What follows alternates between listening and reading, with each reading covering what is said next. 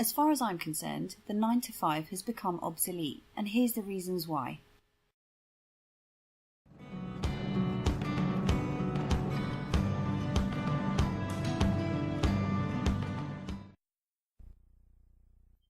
To get paid more, you have to work more.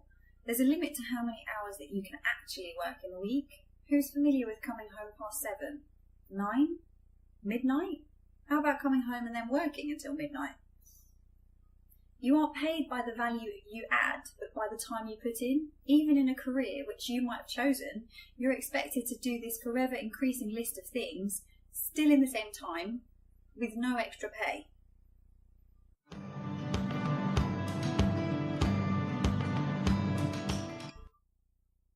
Monday mornings suck when you work for somebody else. That makes you remember all the reasons why you hate your job and would much rather be tucked up in bed with a coffee. And let's not even talk about the Sunday night blues, which ruins half of your weekend.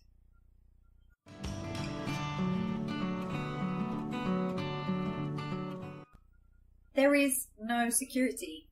No security for you, no security for your family, no security from redundancy. Simple.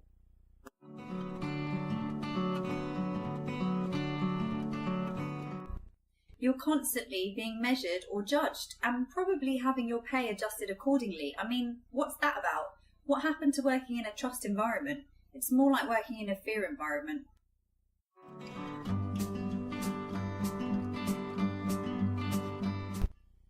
Pay rises are scarce or pointless. How much of a pay rise would make a difference to your life? An extra £100 a month? 200 seems reasonable, right? That's nearly a 2.5 grand pay rise. Pretty unlikely. The average pay rise in the UK is predicted to be 3.7% by 2018, which comes in at a bit less than £1 grand on the UK average salary. So you'll be working well into your pension years to pay off that mortgage.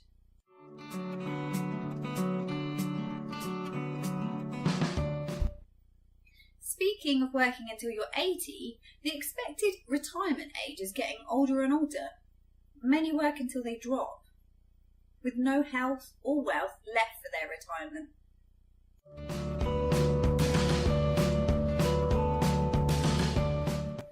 And speaking of mortgages, that's actually a bit laughable.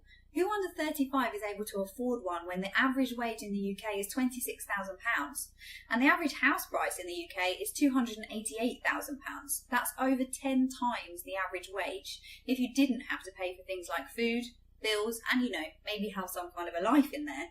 And schemes like the government's Help to Buy, which is lovely in theory, actually just twists the knife in the wound, really. An extra 3k? Thank you so much. I mean, that might even cover a quarter of the stamp duty.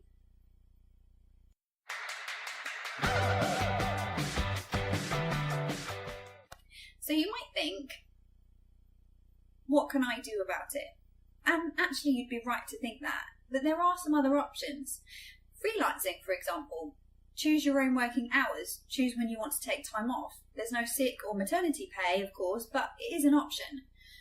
Become an entrepreneur. You might laugh. At one time the idea did seem laughable, but actually it's more and more becoming the alternative option with people setting up their own businesses. Online entrepreneurship is booming. If the long hours and the often heavy financial investment don't really appeal to you, what about network marketing? For a very small sign-up cost, you can have your own business under the security of a much larger secure company, often considered to be one of the safest ways that you could start your own business, and you don't have to stop there. Network marketing could be your springboard onto bigger and better things.